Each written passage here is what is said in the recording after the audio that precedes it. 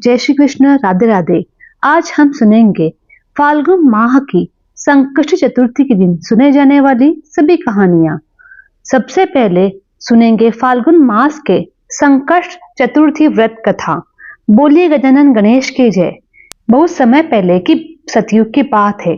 एक धर्मात्मा राजा राज्य करते थे। राजा बड़े सदाचारी थे। अपनी प्रजा का पुत्र की तरह पालन करते थे। उनके राज्य में वेद पाठी धर्मात्मा विष्णु शर्मा नाम के एक ब्राह्मण रहते थे। उनके 7 पुत्र थे और वे सब आपसी मनमुटाव के कारण अलग अलग घरों में रहते थे। ब्राह्मण विष्णु शर्मा कर्म से 7 बेटों के यहाँ भोजन करते थे। जब वे वृद्धावस्था को प्राप्त हो गए तो बहुओं ने अपने ससुर का अपमान करने लगी। जरा जरा सी बात पर उन्हें खूब सुनाती थी। ब्राह्मण विष्णु शर्मा ने अपने सारा जीवन संकष्टी चतुर्थी का व्रत किया था। अब वे वृद्ध हो गए थे और पूजा पाठ उनसे नहीं हो पा रहा था। फाल्गुन मास की संकष्टी चतुर्थी आई। वे अपनी बड़ी बहू के पास गए और बोले, बहू आज संकष्टी चतुर्थी है, तुम मेरे लिए पूजन सामग्री इकट्ठा कर दो। मैं बूढ़ा हो गया हूँ, नहीं तो मैं खुद ही कर लेता। तब बड़ी बहू ने कहा, पिताजी मेरे पास बहुत है काम, मुझे घर के काम से फुर्सत नहीं मिलती। आप तो हमेशा कुछ न कुछ लगाए रहते हो, अब यह सब नहीं कर सकती। अपनी बड़ू बहू से अपमानित होकर विष्णु शर्मा ब्राह्मण ने चुपचाप निकल गए। दूसरी बहू के पास गए। दूसरी बहू ने भी विष्णु ब्राह्मण को ऐसे ही समझाया और अपमानित करके घर से निकाल दिया। इस तरह एक एक करके अपनी 6 बहुएं से अपमानित हो कर अंत में छोटी बहू के पास गए। उससे कहा, मेरे लिए पूजा की सामग्री इकट्ठा कर दो।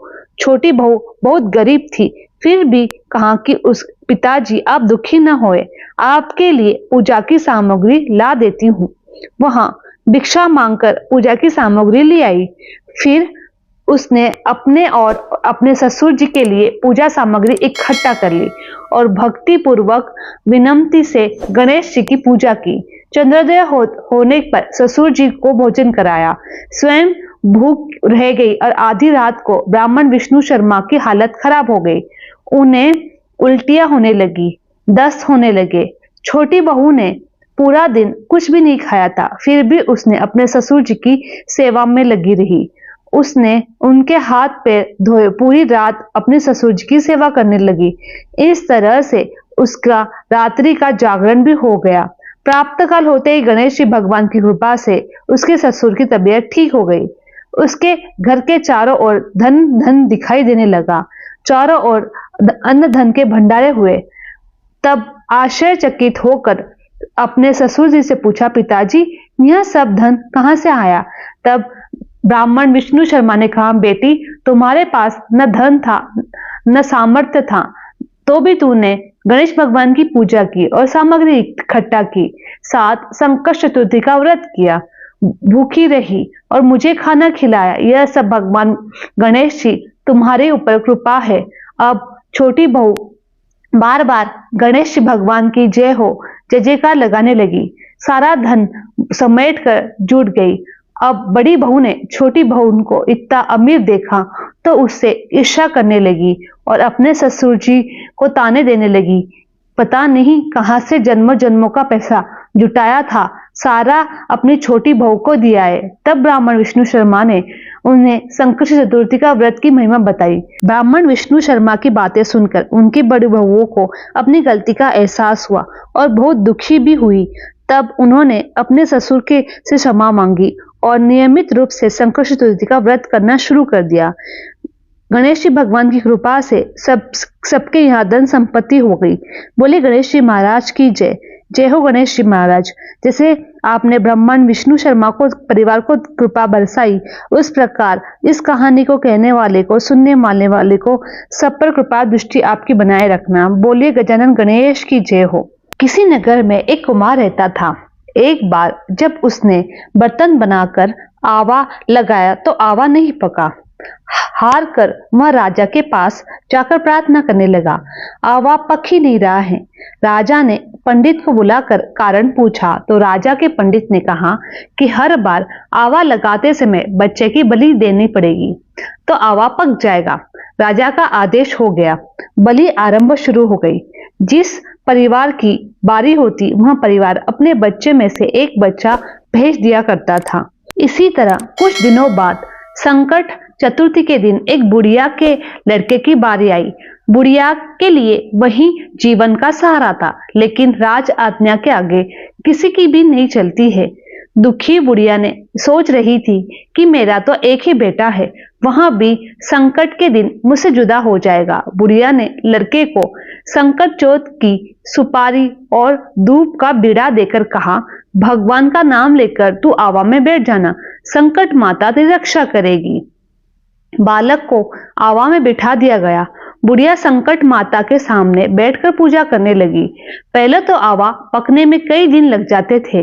इस बार संकट माता की कृपा से एक ही रात में आवा पक गया। सवेरे कुमार ने देखा तो हैरान रह गया। आवा पक गया था। बुढ़िया का बेटा भी सुरक्षित था और अन्य बालक भी जीवित हो गए। तब नगरवासियों ने पूछा कि ये कैसे हुआ।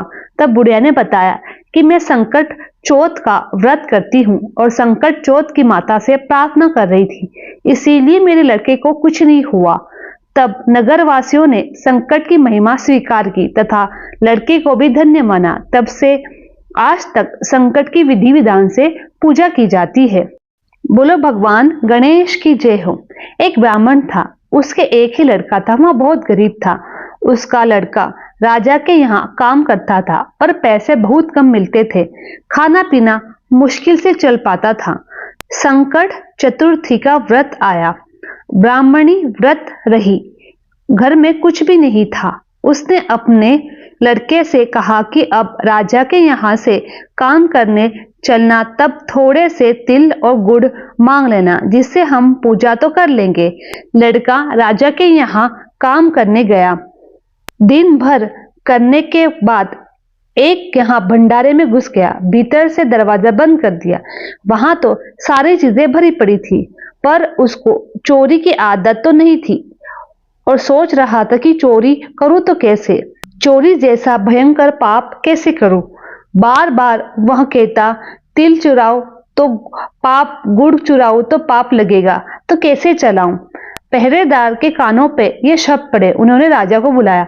राजा ने सुना। दरवाजा खटखटाया और पूछा, तुम कौन हो। लड़के ने कहा, आपके यहाँ काम करता हूँ, मैं गरीब हूँ, मेरी माँ आज व्रत करी है। उसने कहा था कि राजा के यहाँ से थोड़ा सा तिल और गुड़ चुरा लेना, मैं संकट माता की पूजा करूंगी। पर मैं बहुत देर से सोच रहा हूँ कि तिल चुराओ तो पाप और गुड़ चुराओ तो पाप। राजा ने कहा, मैं कैसे विश्वास करूं कि जो तू कह रहा है वह सही है। लड़के ने कहा, आप अपने आदमी को मेरे घर भेजकर पूछवा लीजिए। राजा के आदमी घर भेजे। आदमियों ने देखा कि बुढ़िया माई पूजा कर रही है। आदमियों ने अलौट कर राजा से कहा कि राजा, इनकी माँ सच में पूजा कर रही है। राजा ने कहा, गाड़ियों में जितना चाहो माल लदवा दो, सब तुम्हारा है। घर जाकर माँ से कहा कि खूब विधि से संकट की पूजा करो, सुख से जीवन व्यतीत करो, अब तुम्हें चोरी करने की जरूरत नहीं है। बुढ़िया के लड़के ने राजा का जय जयकार किया और सामान खूब लद कर घर लाया। बुढ़िया ने पूजा की और सुखपूर्वक जीवन व्यतीत करने लगा। बोलो संकट चतुर्थी माता की जय हो। एक राजा था, उसे कोई संतान नहीं थी। वह बहुत दुखी रहता था। एक दिन राजा अपने घर के दरवाजे पर बैठा था। उधर से एक भगिनी निकली तो उसने दूसरी औरत से कहा, आज सुबह से निर्वेशी राजा का मुंह देख लिया, देखो दिन कैसा बीतेगा। राजा ने यह बात सुन ली। वह महल में आकर चुपचाप लेट गया। सभी रानी आई, राजा से बोली, राजा उठिए, खाना खाइए। राजा नहीं उठा। उसने कहा, मेरा इतना बड़ा राज्य है, इतनी सुंदर रानी है, पुत्र के बिना मुझे कैसा जीवन व्यतीत करूंगा। महल के सभी लोग दुखी हो गए। घर पर छोटी रानी की दासी बड़ी चालाक थी। उसने छोटी रानी से कहा कि राजा बहुत दुखी है, हम जो कुछ करती जाए तुम चुपचाप देखती जाओ, राजा का दुख दूर हो जाएगा। उसने जाकर राजा से कहा, राजा जी उठिए, भोजन करिए, छोटी रानी गर्भवती है। राजा बड़ा खुश हुआ और उठकर खाना खाया और 9 महीने तक पुत्र होने का इंतजार करने लगा। एक दिन दासी ने कमरे में चारों तरफ पर्दा बांध दिया और राजा से बोली, पुत्र हुआ है। राजा ने खूब उत्सव मनाया, खूब धन बांटा। दासी से बोले, मुझे पुत्र दिखाओ। दासी ने कहा, उसके गुण खराब है, पसंद में देखना। छोटी रानी बड़ी दुखी थी। उसने दासी से कहा, जब राजा को तुम्हारे झूठ का पता चलेगा तो तुमको भी मरवा देंगे और मुझको भी। दासी ने कहा, रानी देखते जाएंगे। जब पसीने का समय आया तो राजा ने कहा, दासी अब तो दिखाओ। दासी ने कहा, राजा अब मुंडन में देखना। राजा मान गए। अब मुंडन का भी समय आ गया। वहां धूमधाम से तैयार हुई। राजा ने फिर दासी से कहा, अब तो दिखाओ। दासी ने कहा, अब राजा सीधे ब्याह में देखना। राजा गुस्से होने लगा। दासी बोली, हाय क्या ग्रह खराब है, तभी नहीं दिखा रही हूं। आपका लड़का है, कुछ ही दिनों की बात है, ब्याह में देख लेना। छोटी रानी दुखी रहने लगी। 16 वर्ष के बाद राजकुमार के लिए रिश्ते आने लगे। राजा ने दासी से कहा कि हम राजकुमार की शादी करेंगे। दासी ने कहा, शादी पक्की करिए, पर मैं भी राजकुमार के साथ डोले पर चलूंगी। शादी तय हो गई। बारात सजने लगी। राजा बोला, दासी अब तो राजकुमार को दिखाओ। दासी बोली, द्वार 4 में देख लेना। राजा फिर चुप हो गए। दासी ने एक बड़ी थाली निकाली, उसमें एक लड़का लिटाया और उसको ढक कर डोली में बिठा के बारात चल दी।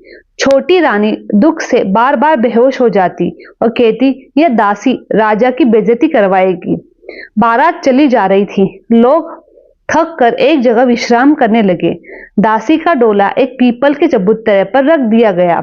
दासी नहाने तालाब में चली। उसी पेड़ के नीचे संकट देवी बैठी थी। संकट देवी ने देखा कि डोले के आसपास चींटी लग रही है और आ जा रही है। उन्होंने डोला खोलकर देखा तो डोले में गुड़ का बना हुआ एक लड़का था। संकट देवी को बहुत अच्छा लगा, मीठा मीठा, और धीरे धीरे देवी ने सब गुड़ खा लिया। अब थाली खाली हो गई। दासी नहाकर लौटी। अब देखा तो संकट देवी बैठी थी और थाली खाली थी। अब क्या था? दासी संकट माता के पैर पकड़कर जोर जोर कर रोने लगी। बोली, मेरा बेटा लिया, मेरा बेटा दे। थाली में मेरा बेटा पड़ा हुआ था, उसको तुमने खाया है। अब मुझे बेटा देगी तभी पैर छोड़ूंगी। अब संकट माता बड़े संकट में फंस गई।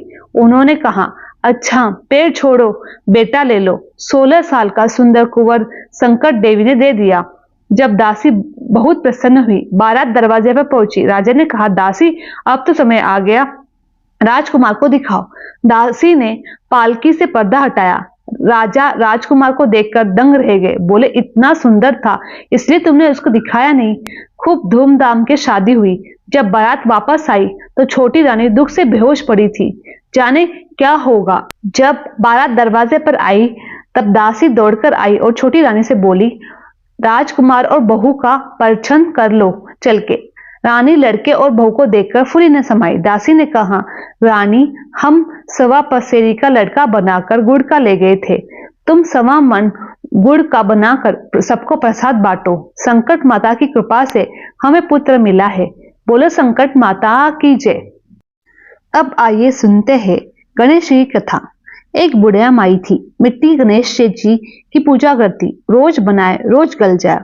एक सेठ का मकान बन रहा था। बोली, पत्थर का गणेश जी बना दो। मिस्त्री बोले, जितने में हम तेरा पत्थर का गणेश जी घनेंगे उतने में अपनी दीवार न चीनेंगे। बुढ़िया बोली, राम करे तेरी दीवार टेढ़ी हो जाए। अब उनकी दीवार टेढ़ी हो गई। वे चीने और ढा देवे। इस तरह करते करते शाम हो गई। शाम को सेठ आया। उसने कहा, आज कुछ भी नहीं किया। वो कहने लगे, एक बुढ़िया माई थी, वो कह रही थी कि मेरा पत्थर का गणेश जी खरीद दो। हमने नहीं गढ़ा तो उसने कहा कि तुम्हारी दीवार टेढ़ी हो जाए। अब से दीवार सीधी बनी नहीं रही है, बनाते हैं और ढा देते हैं। सेठ ने बुढ़िया को बुलाया। सेठ ने कहा, हम तेरा सोने का गणेश जी गढ़ देंगे, हमारी दीवार सीधी कर दो। सेठ ने बुढ़िया को सोने का गणेश जी गढ़ा दिया। सेठ की दीवार सीधी हुई। जैसे सेठ की दीवार सीधी की वैसे सबकी करना। हे गणेश जी महाराज, आप हम सब पर कृपा करते रहना। बोले गणेश जी माता की जय।